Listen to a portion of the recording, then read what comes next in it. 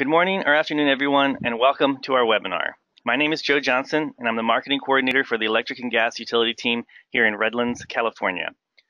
Our webinar today is titled Light Design with Mims Mobile, and our speakers will be Stephen Weber from Northeastern REMC and Bill Meehan from Esri. Before we get started, I'd like to go over a few housekeeping items, and then I'll turn it over to our main speakers. On this slide here, you'll see the different options we have during the webinar. You can change how you connect to the audio or adjust your view. Also, keep in mind that you can ask questions during the webinar using the question dialog box and hitting the send button. Just know there will be time for questions and answers towards the end of the webinar. At this time, I'd like to introduce our two speakers, Stephen Weber and Bill Meehan.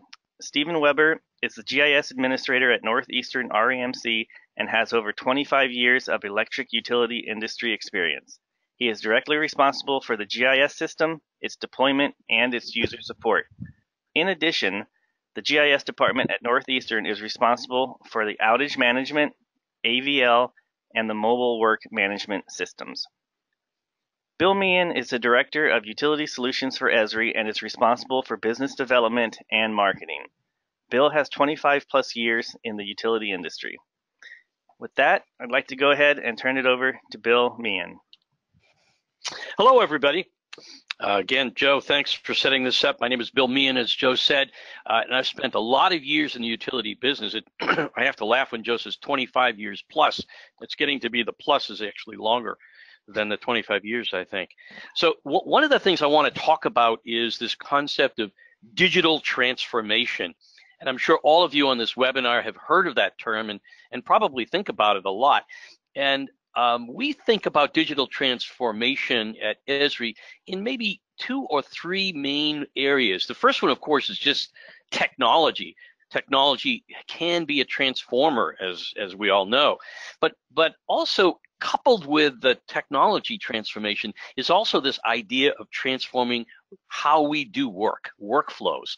And there are a lot of examples, not just in the utility industry, but everywhere, about how technology has changed workflows and people have really changed the way they think about their business. And really the third way sometimes is actually a whole transformation of the business itself. Examples there would be maybe Uber and Apple and Amazon, really about changing the way we do business. And what really I think is a enabler of that transformation is this concept of a platform. You know, for years, Esri has been a sort of technology application, you know, transforming, mapping into digital transformation or digital things like, geodatabases and all of that. And that's been transformational in as well. But when we kind of thought about the platform, like the platform of Facebook and as I said, Apple and Amazon, that really created an interesting way of thinking about business in a different way. One of my favorite books is a book by Phil Simon called The Age of the Platform, and he talks about Amazon and Facebook. So the ArcGIS platform can really, really help in transforming things. And so what you're going to hear about in the next few minutes is a digital transformation of a workflow at Northeastern REMC. And what was really amazing is what they transformed themselves several years ago on their mobile technology. That was transformational itself because they really rethought their workflows, not just by taking technology and applying it to their current workflows, but they really rethought their workflows. And they're going to be talking about how they're going even one step further with another legacy workflow called staking, which is essentially a design application. So we're really pleased that TC Technology has helped us organize this webinar with Northeastern talking about digital transformation. So it's my real pleasure to turn this webinar over to Steve at Northeastern REMC and to talk about their digital transformation to staking. So please take it away, Steve. All right, thanks, Bill. Good morning or afternoon to everyone. I want to start off a little bit by giving some background. I am the GIS Administrator at Northeastern REMC. I have 25 plus years of electric utility experience, and somewhere over 20 of those years have been spent here at Northeastern. Northeastern REMC is an electric cooperative, and we provide service for a little over 28,000 meters in the northeast corner of Indiana. So I want to talk about staking here at Northeastern REMC. We currently have a group of 6 technicians that are responsible for our various different staking and design projects. In 2001, we implemented mobile GIS to our field users. However, we were still somewhat afraid of staking, so staking remained on paper pretty much as it had been since the beginning of time for us. In 2004, we took our first attempt at electronic staking, and we quickly learned that staking is its own beast. Our implementation was pretty much a letdown. It was too complicated, it took too much time. Our users were expressing opinions that there was just too many steps and too much stuff to do, and it was all cluttered, and things just weren't going well.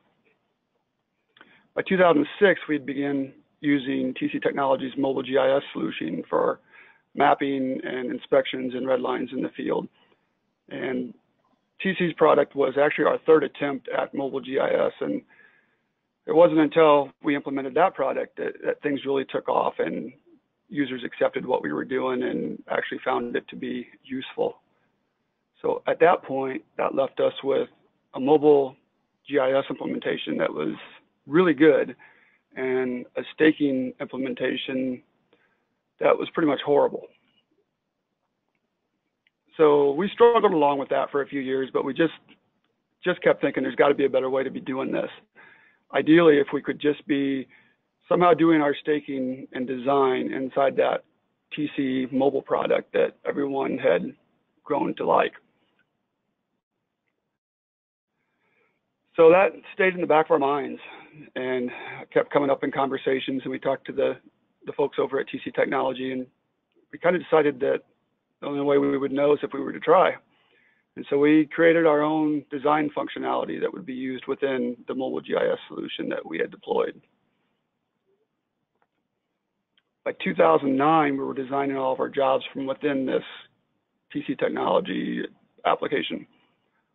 Electronic staking was finally being well received. It was actually being liked. Doing those design jobs became a lot easier and a lot quicker to accomplish. And to date, we're still using that application for every one of our staking and design projects that we do. But like everything in software, we know that things change, and we're going to be faced with a change. So that leads us wondering, what's the future of staking at Northeastern? That's where the new product by TC Technology Lite Design is going to come into play for us.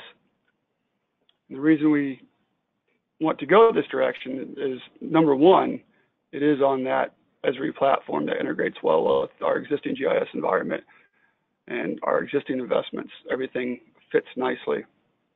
But another big reason for us was our work experience with TC Technology. They have worked with our stakers since 2009.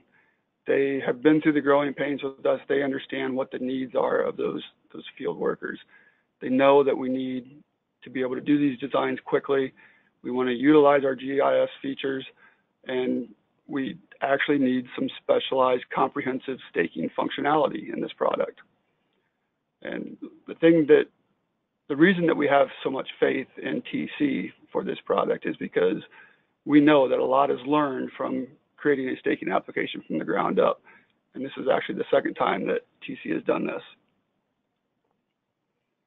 So with that, we're going to do a little demonstration here. First, we're going to cover the quick designs. The quick designs are those designs that take about 80% of our work. Basically, it's running services from existing facilities, just dropping in your meters and things like that.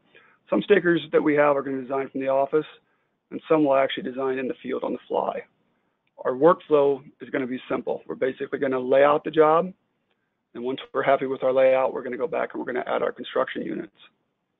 So we'll start by putting in a layout line for our overhead. And you'll see that we get that running back span length as we move along. So we have our positions there for our 2 poles. And then we'll start adding in our services to each one of these houses. So we'll sketch in these design lines of where our services are going to, where our meters are going to be located and where our secondary wire is going to run. Simple point and click, and as you can see, you get all of those running backspans. Another nice thing is you're going to have feature snapping on this, so when this job comes into GIS, you're not going to have any problem with things being disconnected, things of that sort. Once we get our design layout, we go back and we add our units, our construction units, to these design points that we have. Select which one we want and move through, add all of our meters. And we'll come back and we'll add in some primary overhead wire from span to span. And we'll come in and we'll drop our secondary in from our poles to our meters.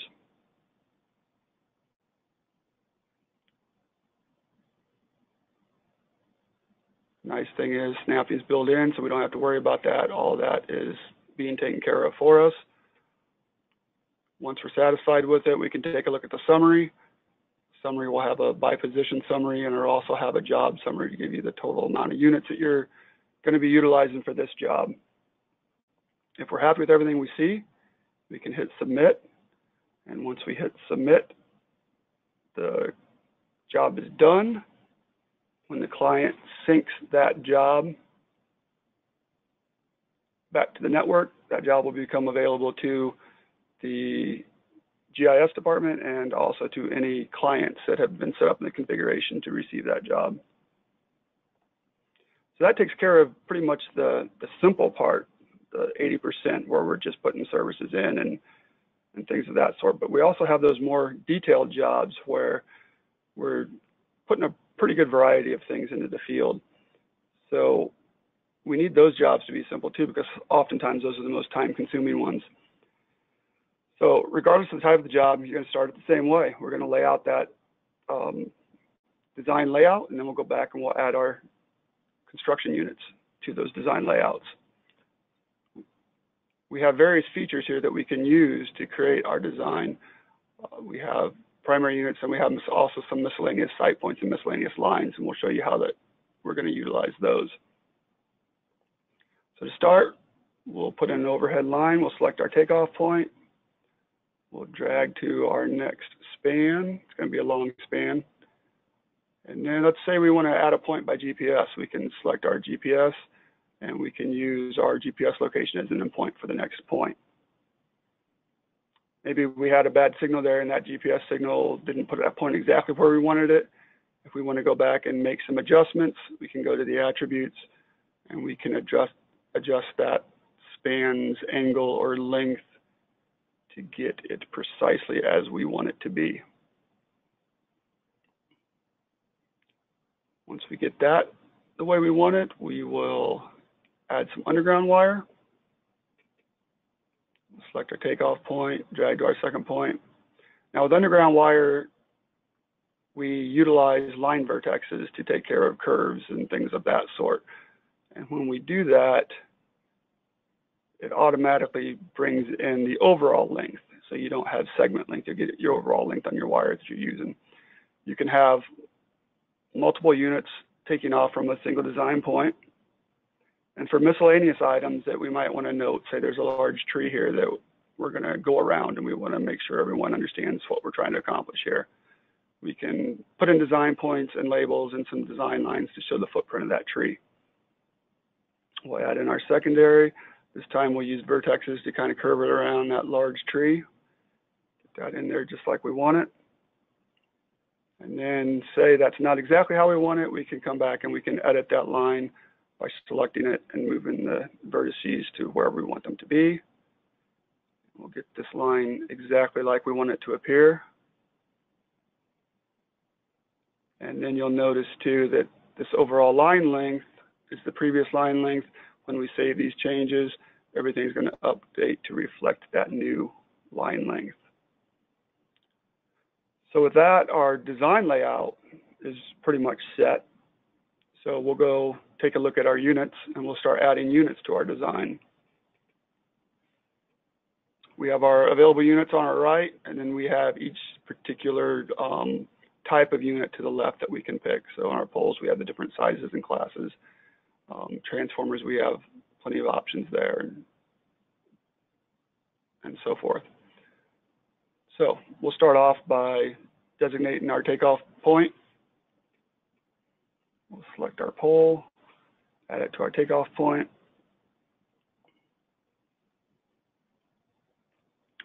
It'll bring in those attributes that we have there. And in this case, that pole is just going to be existing. If I want to make some comments here about that, I can change some attributes. I'm going to change this work function to existing so it doesn't show up on the pick list as need a new pole. And we'll get this exactly like we want, and then we'll go and we'll add our second pole in. Some jobs you end up having to add the same type of pole over and over and over and over. So what we're going to do, just for demonstration purposes, we're going to add some attachments to this pole. And then once we get our attachments like we want, we're going to copy the pole, and then we're going to paste those same attributes to this third design location. That way we don't have to enter everything in all over again. Everything comes in exactly like we want it to look. Next we'll come in, we'll add our overhead transformer to our design station here. We'll find a riser, we'll put a riser in. Let's go grab a vault, and we'll put a vault in here. And we will add some meters to all of our metering points. After we get the meters in, we're going to run our wire spans. And you notice with the wire spans, it just copies that design wire, that design line that you already threw down. You don't have to perfectly snap these lines again, because once you select the general vicinity of that line like this, it's going to pick up that total path of the design path and inherit those attributes. Let's say for whatever reason plans have changed and we're not going to add this second workstation here, we're not going to add a service to a garage or something. We have the option to come back and delete this station. When we delete that station, it's going to delete all of the attributes that have been associated with that station. So one smooth move, it gets rid of everything. That takes care of that. Now, if we're pretty satisfied with this, we can move along and take a look at the summary of our job. We have our design stations or work locations on the left, and then we have the details of what's taking place at those work locations listed. So this is a chance to review the job, go through and make any changes that you might want to make, clean up anything you might need cleaned up. You can work through every one of these stations just as a review. You also have the summary that you can take a look at that's going to give you that overall count that this job involves as far as the units that's going to be required to do this job. So we have that available to us.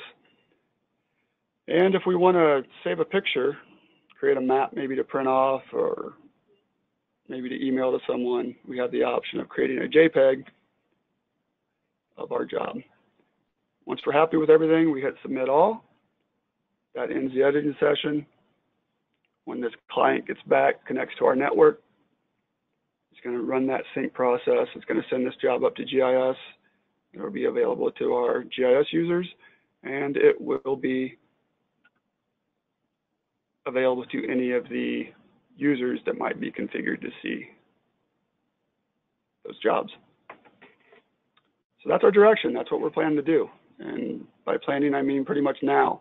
Northeastern is going to begin beta testing Lite design for TC. In November at the TC Technology Product Advisory Group, we're going to report back the feedback, let them know how it performed in the field. We hope to actually have Lite design in full production in the field soon after that beta is complete, because we're confident it's going to be awesome. As far as TC Technology's plans for future availability, I believe they're planning on the March release. This will be available as product to anyone. They're going to be at the GeoConnect in September. If you want to talk to them about that, see a live demo, or maybe talk to them about any of their other products, or you can feel free to contact me if you have any questions, if you want to touch base and see how things are going. You have my contact information right there. And that is what I have. Do we want to take any questions or anything, Joe? Yes, we do. So thank you very much for that, Steve. Very informative. We do have a few questions. While Joe is setting up for the questions, this is Bill Meehan again. This is really a great example of digital transformation. And one of the characteristics of digital transformation is the speed of doing something. And I don't know how long it used to take, Steve, when in the old days when you were doing staking in the field and you had paper and you had to bring the stuff back and then it got into a pile, and it just was a very awkward process. So right now, do the design in the field or in the office, get it into the record as part of the system of record, and you're done. I mean, it's a very, very strong example of what we mean by digital transformation. We set for questions there, Joe? Yeah. Sorry about that. Thanks, Bill, for taking over. Okay. Yeah, we got a couple of questions that did come in during the presentation. So, will Mims Mobile have printing? We currently use ArcMap to print quality layouts for permit submission and sharing with crews. So, will Mims Mobile have printing? All right, this is TC Technology, Jason. At this point, the way this project is proceeding, Northeastern is going to handle all the printing requirements, and there isn't, and reporting. And we expect that will be worked out during the beta phase. Steve already has some ideas about how he's going to handle that. But as far as printing from Mims, that is not included in the scope that we're looking at. Great.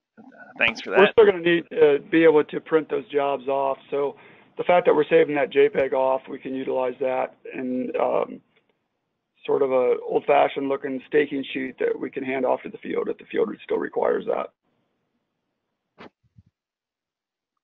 Great. All right. Next question. How is estimated generated?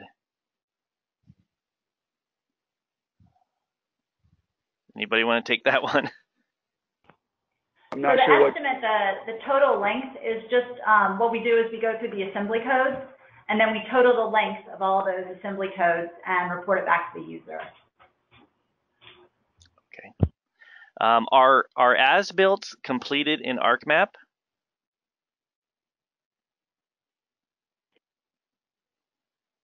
For us, no. We'll go back and we'll edit the job to create an as-built. Okay, great. Next question. Do field crews use Mims Mobile to construct facilities, or is a hard copy sent to crews? That's a really good question, because once we implemented our staking application into the field, we continued to give them that hard copy piece of paper. And we had our staking group configured off into their own group, and they had their own electronic map that they were looking at in the field. And that showed all the staking information. Well, at one point, our configurations got a little bit jumbled, and then we accidentally let that map that the stakers use out to our general users. And our general users found that map, and they're like, hey, I want this map all the time because I can see the whole staking job on there. I don't even need the paper now. So now we still hand the paper off, but I think probably only half our people actually use them. Everyone else will just look at the job inside their mobile application. Great. Another question. How will materials be reserved in the warehouse for crews to pick up? For us, once the job's designed, we're going to push our units up into our EBS system, and our EBS system will handle it from there. Great. Go ahead. I'm sorry. What's ABS stand for, Steve? That's our accounting system, but our okay. Inventory system. Okay, got it. Material system too, yeah. Yeah. And that's so it's integrated with the materials reservation system. Great. That's even another example of a nice digital transformation. Next question is, can we create relationships such as attached features, like transformers are related to pull in our model? are supported inside of Mims Mobile. So yes. Excellent. Okay, got couple more questions coming in. What is the back-end process for sending the information collected from this application to the office? How is the environment set up to handle incoming spatial data? So we handle synchronization with Esri, two-way synchronization with feature services. So all of this is integrated into ArcGIS server and is sent directly to your enterprise geodatabase. Great. Are there plans for a similar product for drinking water utility applications? Yes, that would be a So all those compatible units that you saw are configurable. So that was Steve's schema, but the schema is flexible to allow for any sort of compatible units that you'd like to design in order to place them in this framework. So you can make this based on a schema that's individual to your needs. Got it. We've got a ton of questions coming in. Obviously, we're not going to be able to get to them all. I'm going to do a couple more. Just know that we will, at the end of this webinar, all the questions that did come in, we will get those answered. So just know that. So the next question I have is, does Mims Mobile support working with only point features for vegetation management and inspections? I don't know if I said that. Does Mims Mobile support? Vegetation management can be done with points, lines, and polygons inside of Mims Mobile. So we support all three. Great. When is Lite Design available from TC Technology? Right now, we are working with Steve to beta test this capability. We showcased it at the user conference to see if anybody thought we were onto something. And he, like you just heard from Steve, he immediately signed up for a beta and wants to roll it into production. And we got a similar response from others. And so we think we're onto something that is going to be useful for the market. And we're bringing that to bear through our development process to produce Mims 2018, which will be in the first quarter, let's say for planning purposes, March 2018. And so you can expect it then.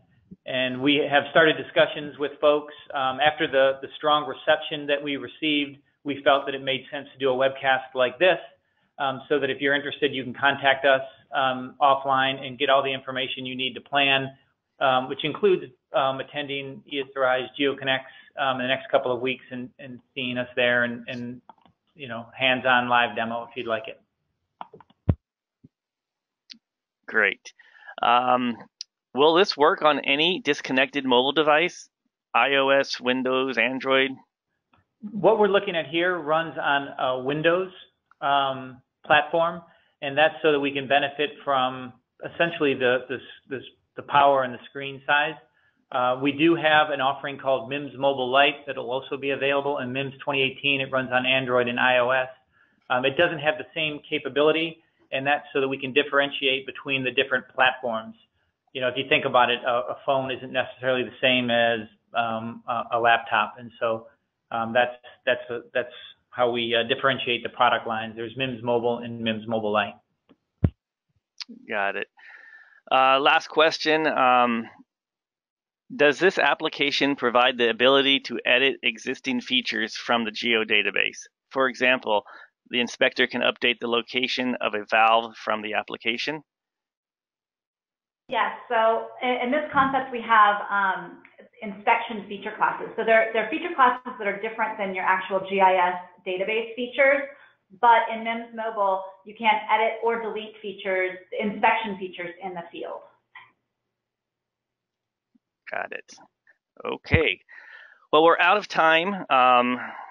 So we're going to go ahead and end it. And like I said, we do have a lot of questions that weren't answered, but we will get those answered and sent out to the people who asked those. One other thing I'd like to say is this webinar is being recorded, and we will send this out in approximately 1 week after it's edited. So Steve, Bill, and the folks from TC Technology, I'd like to say thank you for your informative webinar today. And thanks everybody for attending, and please have a great rest of your day. Have a good one. Thanks, folks.